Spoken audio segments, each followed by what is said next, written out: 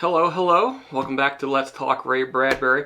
I guess you could say that this is really our first official episode for this show. I've done a previous Ray Bradbury short story review and then the introduction episode for this new playlist. But today we're looking at There Will Come Soft Rains, a great short story from Mr. Bradbury. Came out in 1950. It's one of the handful of Ray Bradbury stories to be sort of taken seriously, I think, by the literary establishment, and to be anthologized. This where I first encountered this story in this volume that was given to me by my aunt in 1997. It says to our family short story writer from Aunt Jeannie, Christmas 1997. Surprisingly, this book looks brand new and is still crisp inside, which surprises me. I've read it, it's not like I've ignored it on my shelf for all these years, but it's looking good and will be a part of my collection for many years to come. There Will Come Soft Rains, Ray Bradbury, published May 1950 in Collier's, reissued a year later as part of the Martian Chronicles. I'm not sure which was written first, but it feels like a sentimental sequel to The Veldt, which I reviewed a few days ago, and you should go back into the playlist and check that out. That story, like this one, is about a highly automated house that is designed to make our lives better. But at what cost? In this story, however, the house is the main character. And the house is taking us through, hour by hour, its day on April 28th, 1985, or at least that is what it said in the original publication. But in this version, the story was later changed, and the date became August 4th, 2026. And that is a date that you should remember because it is important to the story come the end of it.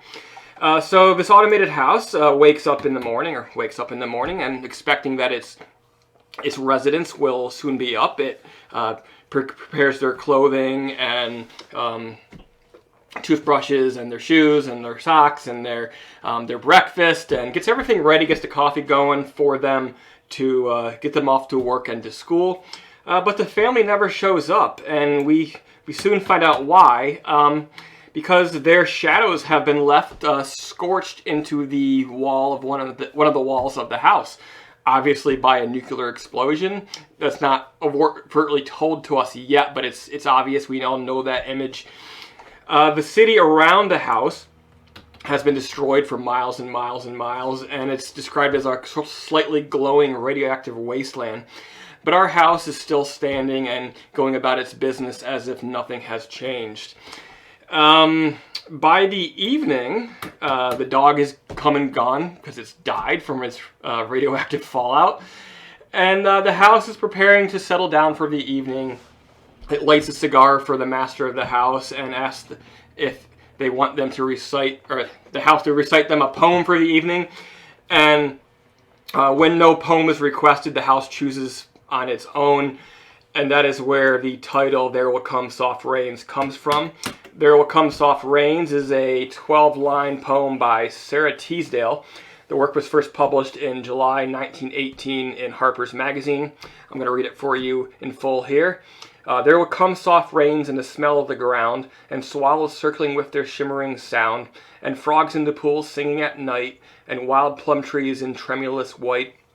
Robins will wear their feathery fire, whistling their whims on a low fence wire, and not one will know the war, not one will care at last when it is done. Not one would mind neither bird nor tree if mankind perished utterly.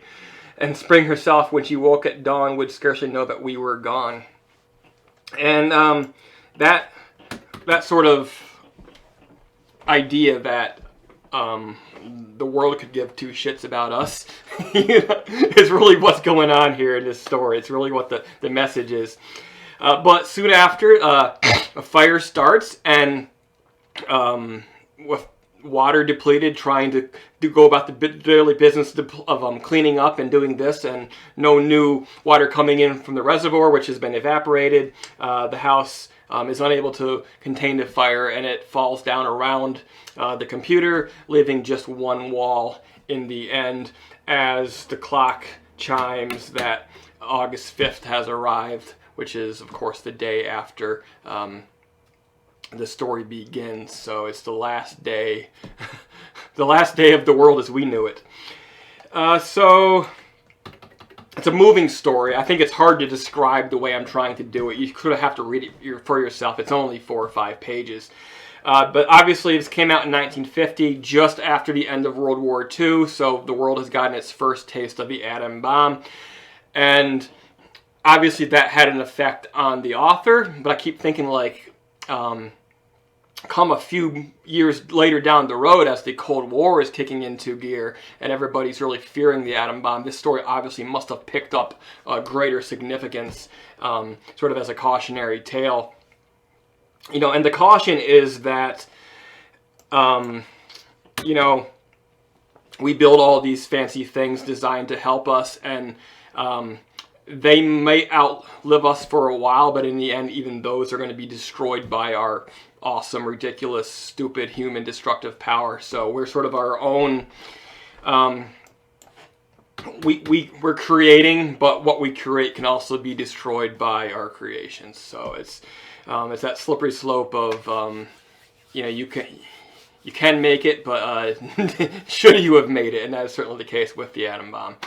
All right, guys, I highly recommend reading this story, There Will Come Soft Rains, from Ray Bradbury, of course. Look for lots more Ray Bradbury reviews in the future. I've got 100 stories of his right here, waiting to be reviewed. I've read most of them at least once before, but I'm looking forward to going back and giving them another look with a more critical eye for this channel. So, hey, thanks for tuning in. If you have not done so already, please subscribe. We need 9 more subscribers to get to that 500 goal, and your subscription would be greatly appreciated. Comments will be closed, but you can vote with your thumbs up, and that'd be great. And until next time, see ya.